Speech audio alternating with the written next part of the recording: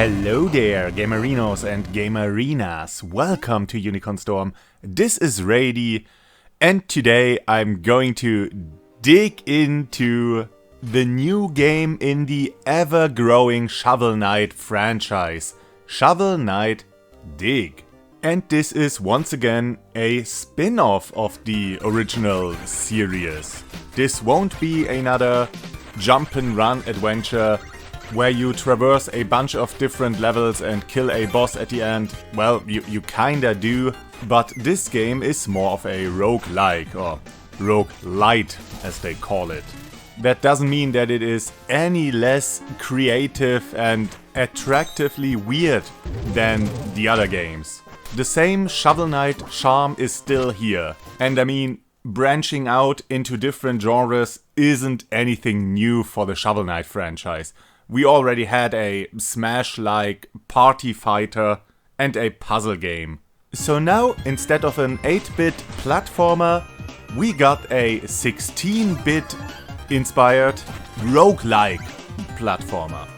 We still bounce off enemies and hit them with our trusty spade, and we still dig through dirt and collect tons of gemstones and gold coins.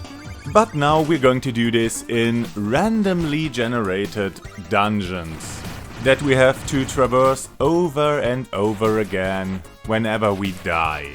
So the whole setup is that some of the knights of the Order of No Quarter from the original game call themselves now the Hexcavators and just dug a massive hole for some reason.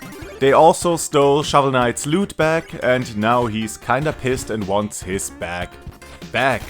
So off we go after them through a bunch of different stages inside this giant tunnel that differ not only visually from each other, but also in the use of each stage's gimmick. We get to fight a lot of well-known Shovel Knight enemies and challenge each of the bosses and die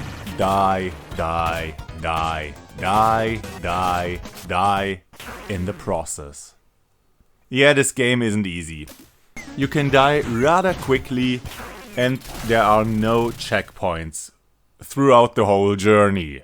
So no matter how far you got, you have to start over from the first stage, from the fucking mushroom caves, each and every time. Well, there is one way to start at a later stage. For that, you first have to discover a new stage, and then you can pay off a smuggler to unlock this stage for quite a large sum of money. And then you can pay him each and every time to smuggle you down to that particular stage. So if you haven't made enough money during your last attempt or spend it all for upgrades, you can't use this pseudo fast travel system and have to start at the first level again.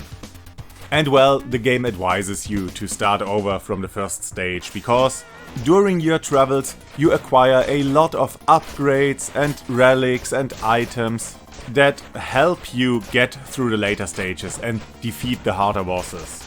Since this is a roguelite, you lose most of your equipment on death, and jumping into a later stage without proper equipment might give you a harder time than necessary. There are some permanent bonuses, but they don't offer too much. Well, you can find an armor smith pretty early on and discover new armor recipes that give you bonuses as well as drawbacks, kinda like they do in the main series.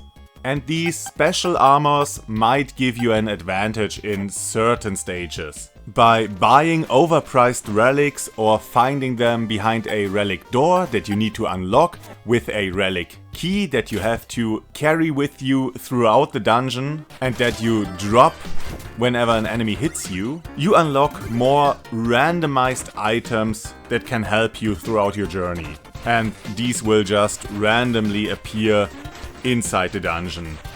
Sometimes in floating bags that you can just collect, and sometimes left behind by defeated enemies. The gameplay is fast and precise, and the individual sections of each stage are pretty tight and well designed. I haven't come across a section that looked too random yet. Though there are some instances where you can just get bad luck with the enemy placement or spikes or traps in the level design that you can't anticipate when dropping down. And since this whole game is a long drop downwards, you don't always have all the control you need to avoid taking damage. And sometimes you lock yourself out of collecting certain items or collectibles just because you jump down on the wrong side of the screen. It's never too bad, you never lose anything permanent by that, but it can mean that you just missed this one point of health you needed in the end. Or this one piece of gold you needed to buy another relic, or something like that. But I guess things like that are what makes a roguelike attractive to people. It's not really what I want from a game, but it's undeniable how popular roguelikes are. And I mean, for what it's worth, this game does its job pretty well. There's lots of different small upgrades, there are different special attacks to collect, and the huge variety of different enemies keeps the combat and exploration from getting stale. The music is once again chiptune greatness, and you have to like this sound, but if you're into chiptune sound, if you like the previous Shovel Knight soundtrack, then you will like this one. And the new 16-bit coat of paint makes the already great character designs and animation even more beautiful. This game is gorgeous to look at, sounds awesome, and plays incredibly well. Maybe not quite as well as the original game, especially Shovel Knight's jump arc seems a bit weak, though I guess this has more to do with the new gameplay direction. The only real gripe I have is the cumbersome checkpoint and teleport system after each boss or between each stage. If you die in a later stage and want to try again, you have to leave the dungeon, go to the smuggler and pay to get transported back to that stage. You can't just try over. Starting over sends you right back to the start of the first stage. I don't think there's a problem with paying to unlock a fast travel point, but after that I think you shouldn't have to pay for the fast travel. Missing out on special items is punishment enough, I think. Aside from that, and even though this isn't my favorite genre, I have a lot of fun with this game. It's really hard for me to put the game down, and even though I die a lot, I always jump right back in. The core gameplay is just really fun and full of Shovel Knight goodness. And Shovel Knight's moveset just lends itself perfectly to this descending level traversal. But I guess I have one more nitpick. Because while looking through the options, I found this accessibility menu that had a screen shake option, which is pretty nice to activate or deactivate it. But aside from that, all the options were, well, difficulty sliders. Having more energy or more mana, finding more items, increasing attack damage, decreasing game speed. It really annoys me how the term accessibility in games has been hijacked. What began as, or at least what people pretended to want, the desire for more options in games, to include those who might have problems with certain controller configurations or certain impediments like color blindness or deafness, soon evolved into this tiresome argument of making games easier and easier because everyone is just entitled to achieve everything within any given game. Because every game has to be for everyone. It was already pretty weird when Hat in Time released an extra hard challenge mode that included an easy option. And Amnesia Rebirth and Resident Evil 8 even took the horror out of a horror game so that everyone can just enjoy it. Which kinda defeats the point. but blatantly calling easy options accessibility without providing any real accessibility options, that takes the cake.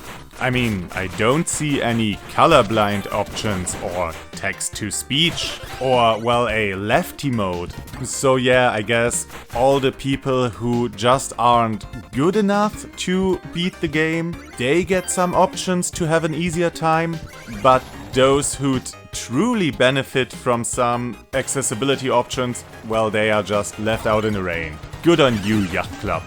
But yeah, I already called it just a nitpick, even though I ranted quite a lot about it. But this doesn't ruin the game in any way. I'd just preferred it if it was called easy mode or something like that, if they were honest about it. Because I think those options are pretty cool.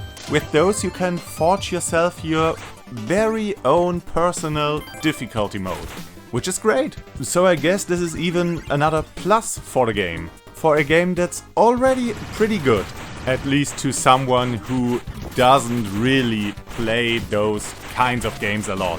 But I will play more of this particular game, and I will spend a lot more time suffering with it.